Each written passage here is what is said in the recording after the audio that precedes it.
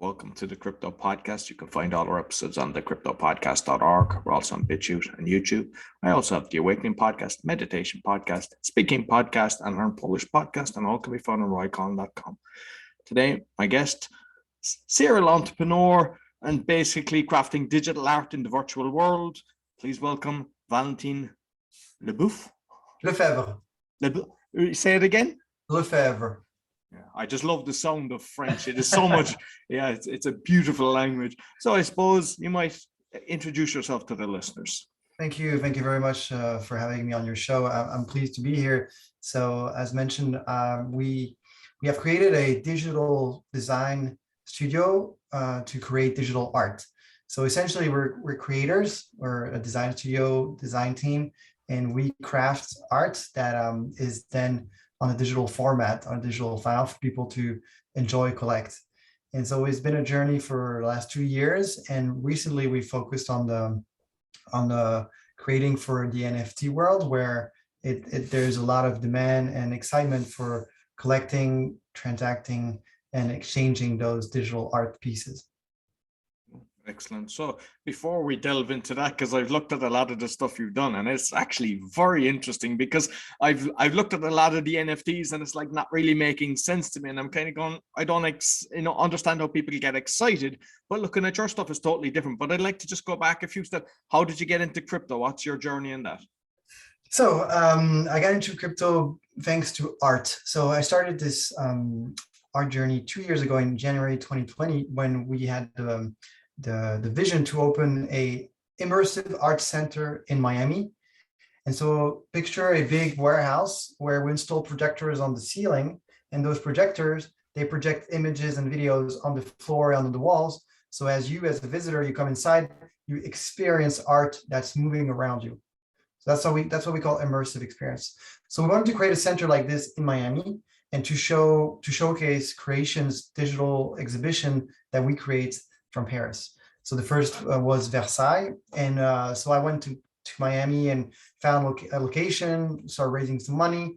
And we're talking January 2020. And then in March, everything stopped. So in March 2020, because of COVID.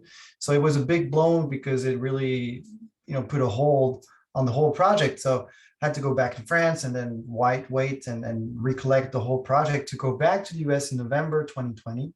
And then I stayed for 6 months with the objective of finding a new space and new investors to make this thing start and happen. And as I was looking for a location, it needed to be large, long, well located, and so it needed a lot of money. And so as we found the location, we were not fast enough to sign it. And so I was chasing and running for money, doing all those investor meetings. And I was showing the exhibition that we wanted to show. We had demo of the art that we created. And the investors I show it to, they're saying, well, this is an NFT. And so we were in March 2021, so 1 year after. And I was like, what is an NFT?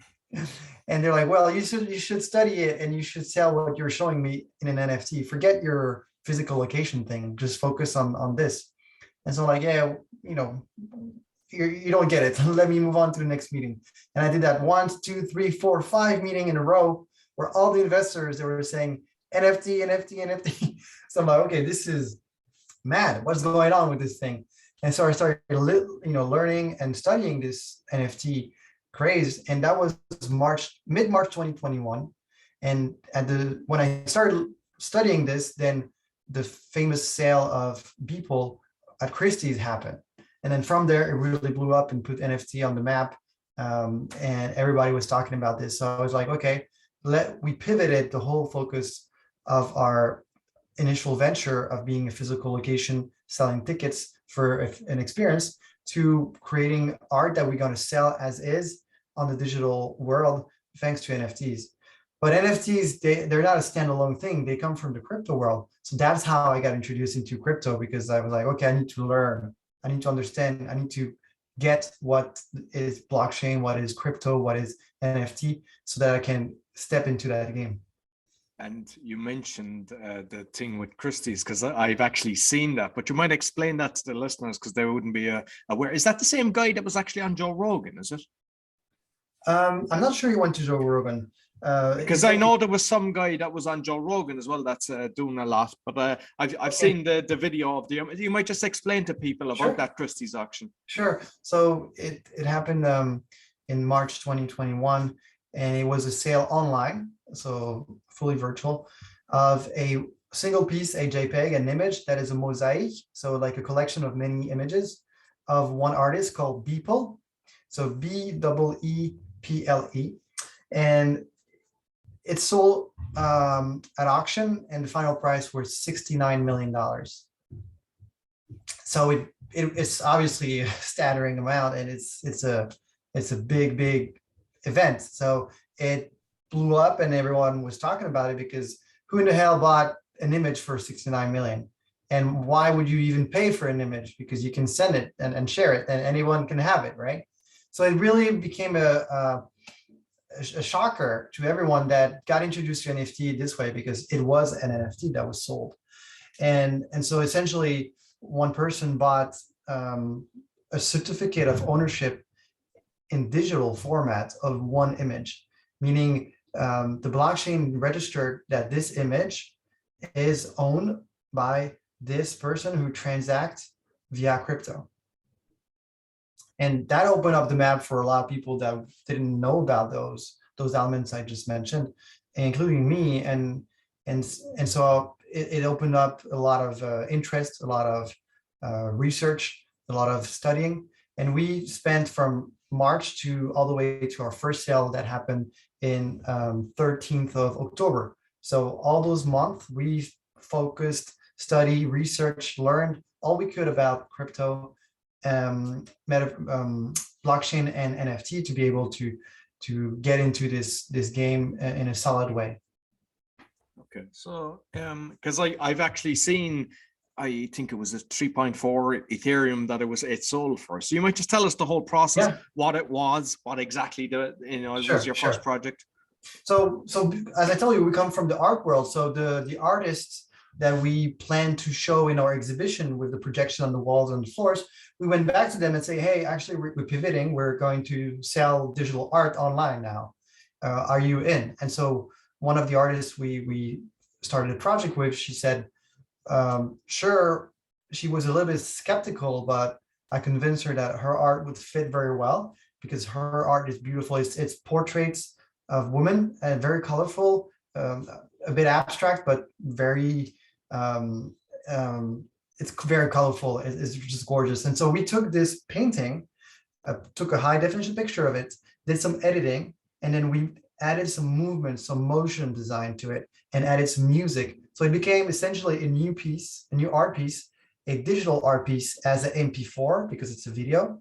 And we sold that as an NFT online for auction on a marketplace. So it happened in the 11th of October all the way to the 13th. It was a 48-hour auction, and it was live. I did a YouTube live for the first hour and the last hour, and we just solicited all our network of people we know, our contacts to jump in and check out what we're doing. And we started getting some bids the first day. And funny enough, the story, like when we submitted on the marketplace, we paid to register it on the blockchain. But then as soon as it's registered, it's open for bids.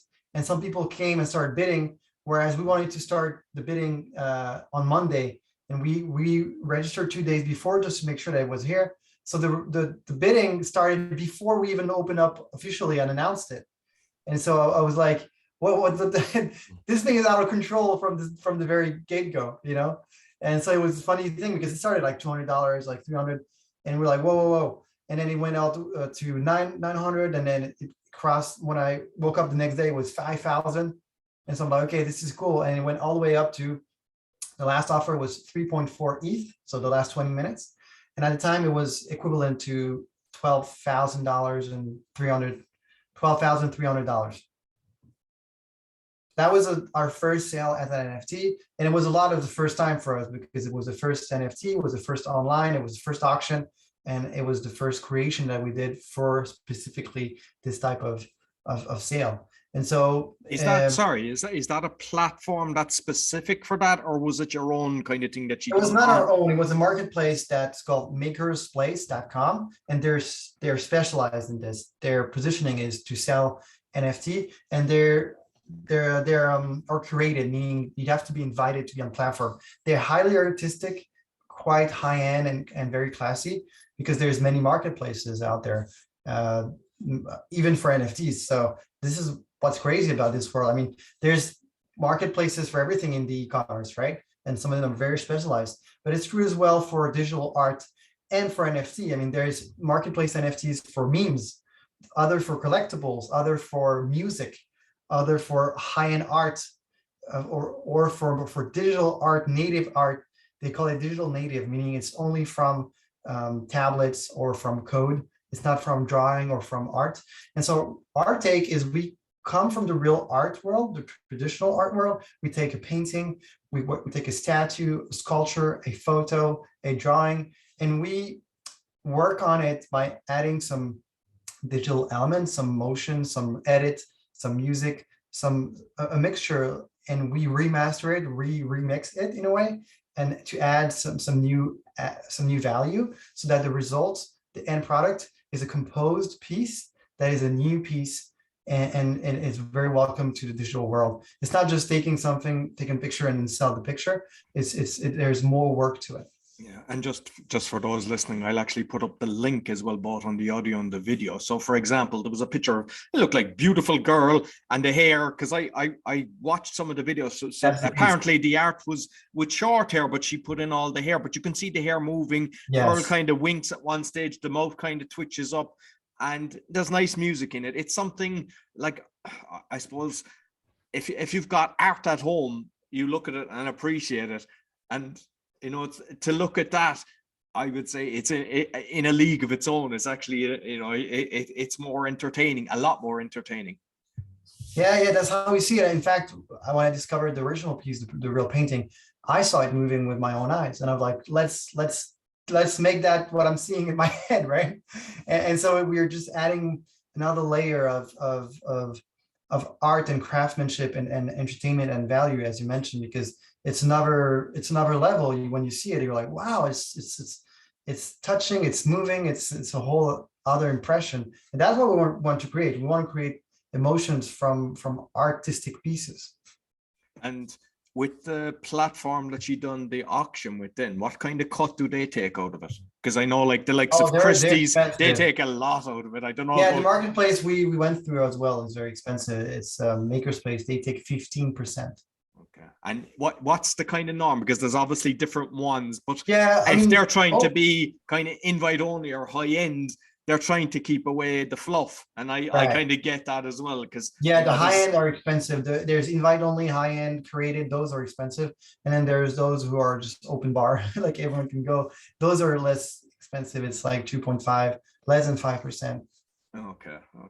And I do want to take a moment to mention the name of the artist, the painter. Her name is LEFEBVRE, and we'll put the links as well. And I fell in love with her art, and that started the whole journey, because she was planned to be in the whole exhibit location to start with a full exhibition of all her art pieces.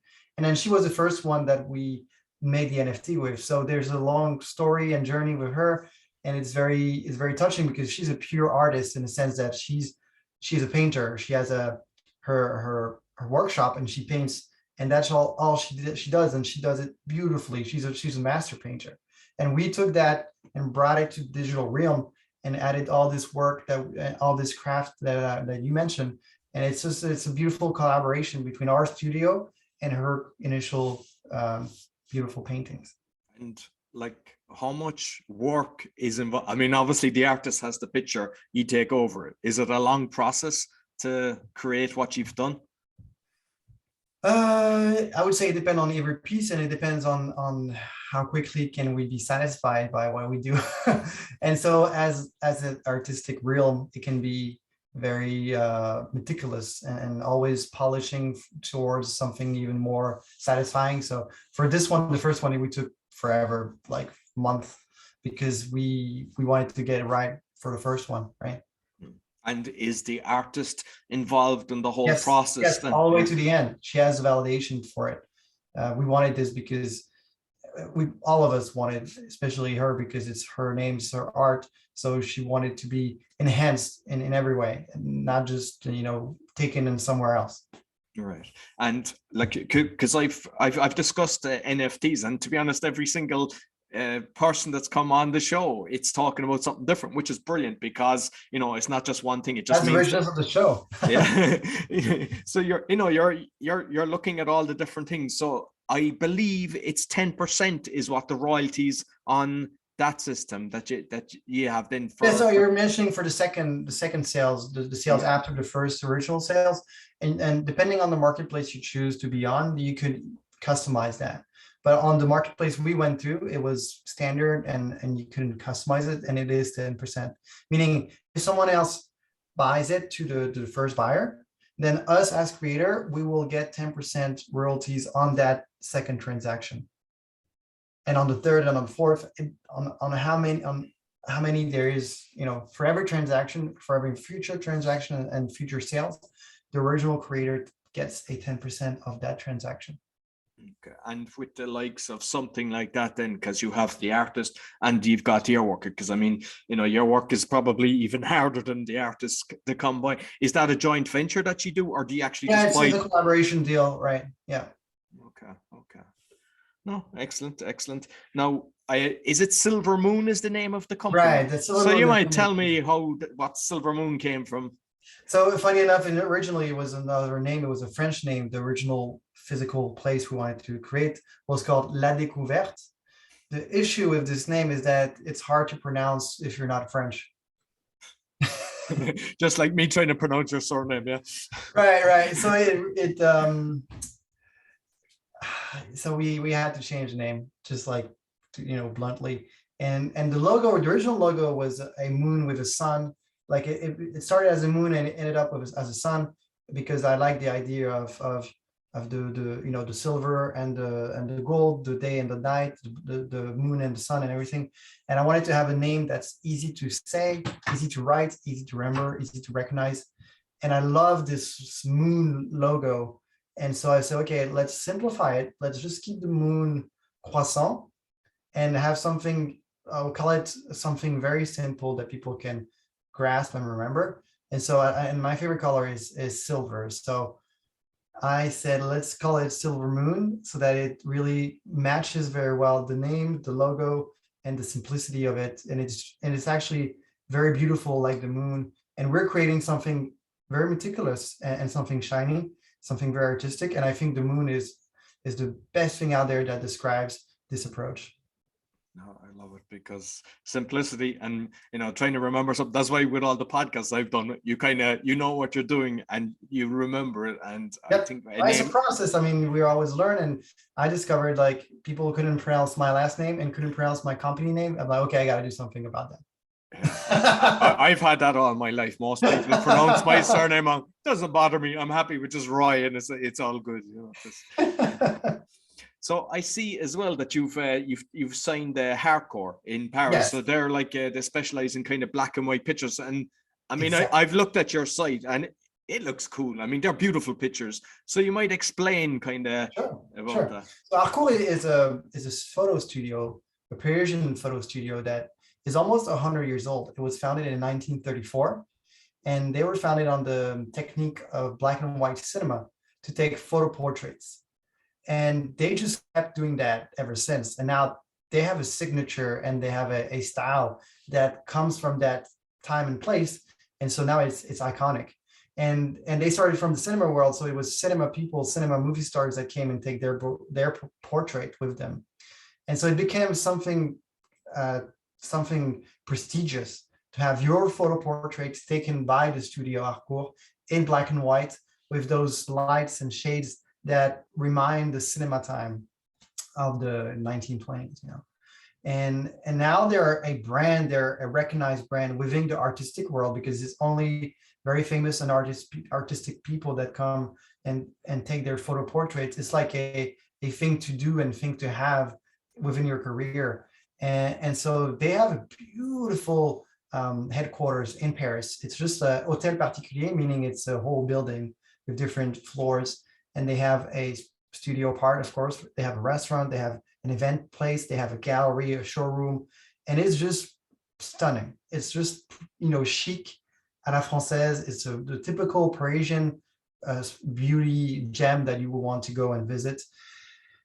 And so we discussed with them, to give you the story, how we're in contact with them. We wanted to have a showroom within the physical location of the immersive center in Miami that would showcase their photo portraits, like an exhibition, a physical one. And so they were already in the deal from the start. And as we pivoted to the digital realm only, we went back to them and say, hey, so we're not going to have the physical showroom anymore, but we still want to have you on board because we choose your brand because of a artistic attractiveness. And so let's discuss what we do in digital. And it turns out they have nothing digital. They did nothing in digital for almost 100 years. So like, yeah, we want to do something, but we don't know how and what and with whom. And so, we discussed and we said, we can sell your images, your photo portraits as NFTs. That could be the start. And then we're thinking of how to stage that, to put that in an exhibition to showcase. And we said we should have a digital gallery to showcase your art. And we were sitting in this beautiful place of that. Let's reproduce this beautiful building. And so we went out and recreated the whole space in virtual for people to come and discover the pieces, the photo portraits that we're going to be selling as NFTs. Yeah, and you can see that on the website where it's 3D, and you can actually, pan around. And yes, I think you can do the virtual as well. I don't have the VR, but you don't need the goggles. You can go online, and then you can navigate and wander around. And that's the goal. We want people to come and experience and wonder and discover what we created and what we have. And that comes from back to what we wanted to create originally. Just initially want people to come physically, but now you don't have to. You can just go on the online website and discover the pieces, and as well buy them from there. And I'm not sure, is it with that then that they there's 200 pieces per each that they sell? So so we're having a NFT drop, so meaning we're going to a sale, publishing for sale on the 6th of May. And at this date, people will be able to buy pictures, so 4 pictures at 200 edition per picture. So there's going to be 4 people that we selected, famous characters, and each photo will be in 200 edition, meaning you can buy 1 edition of each picture, and you'll have within your collection those famous photo portraits of Aqua.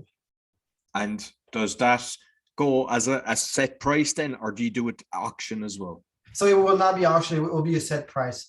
We want to keep it low, but the ETH keeps going up. So we'll set a round price between 0.3 or 0.2 at the time of the drop.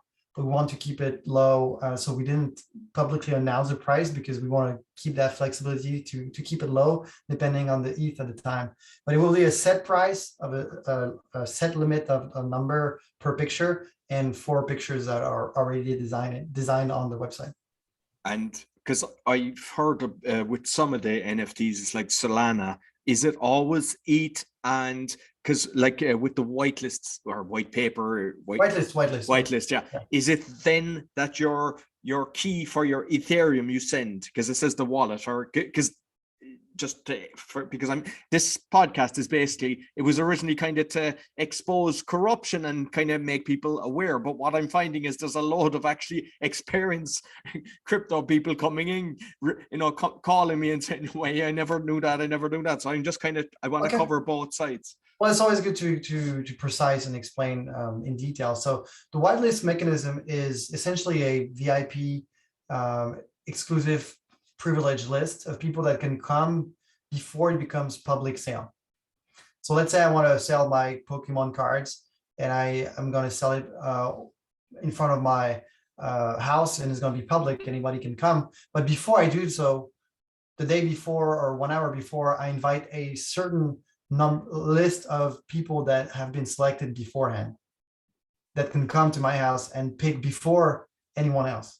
So that's the idea of whitelist. It's like an exclusive VIP list that comes beforehand.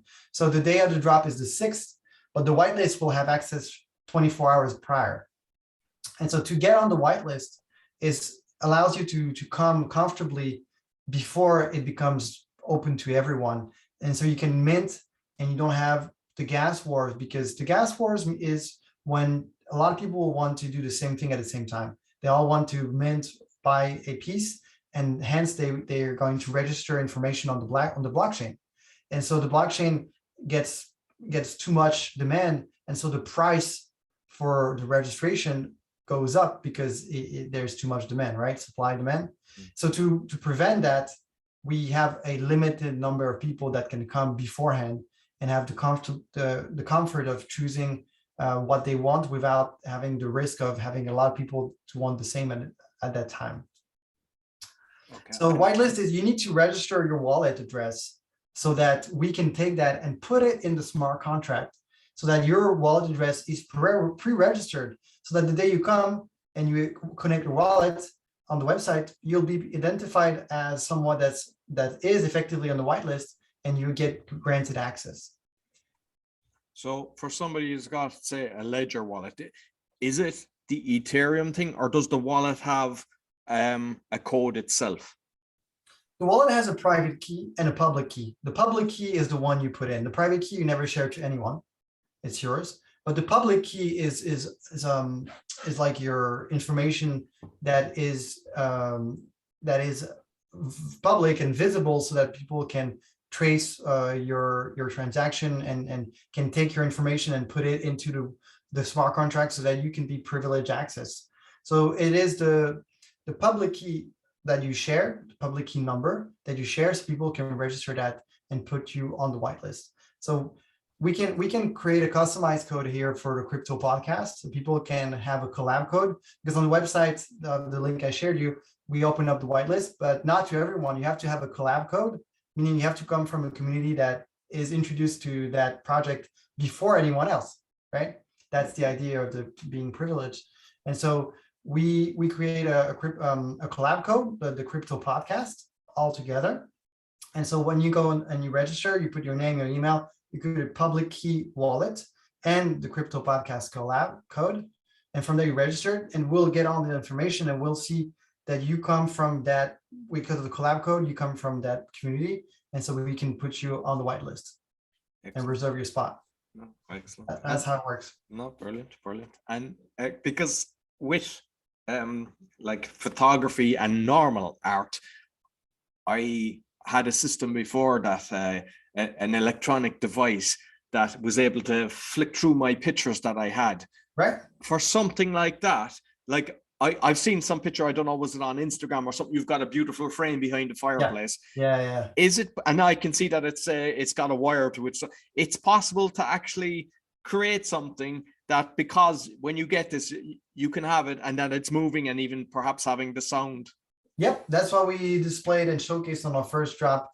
We had a beautiful digital canvas and put a beautiful frame around it and put it on the wall, so it looks like a art piece. The difference is that it's moving, and so it's like a moving video, like a video art piece, right?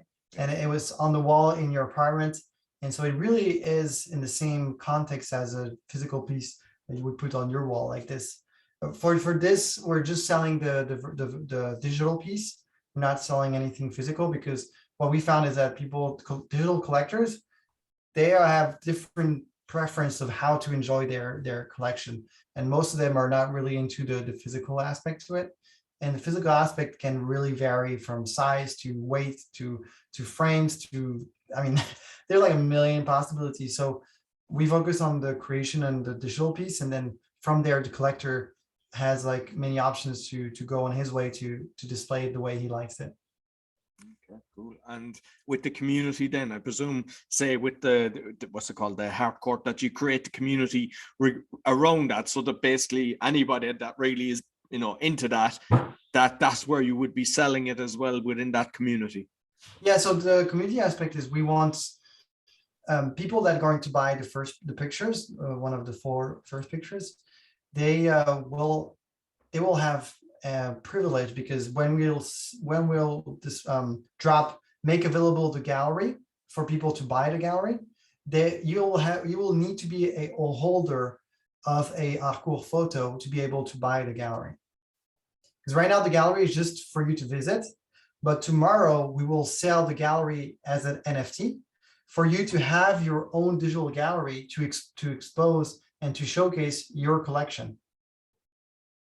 Right? So today, let's say you have like 10 pieces, but you don't have any beautiful means to display them, to showcase them.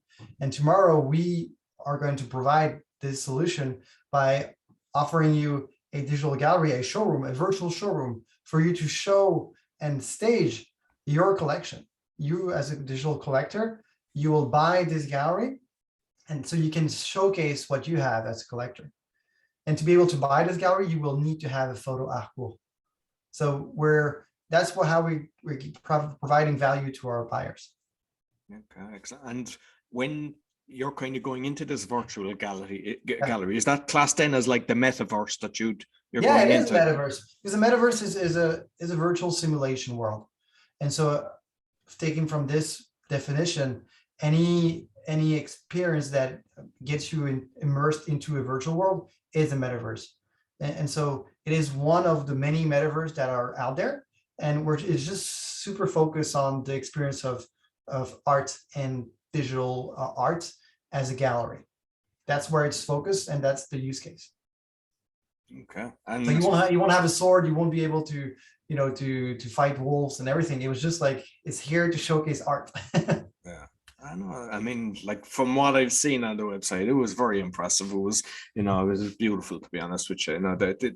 The work that was done on it, you can tell there was a lot of work, very creative, but it's something that you could just keep looking at, one of these pictures. So that's why I was thinking, if you had something like that, having it on the wall. Yeah. Because, when you surround yourself, if you have your room clear of all, different things that distract you, but have some beautiful art, they put you into such a creative mind. And I think by investing in yourself, investing in something like that, one, it's beautiful for your visitors to see, but for yourself as well, it gets you into that creative.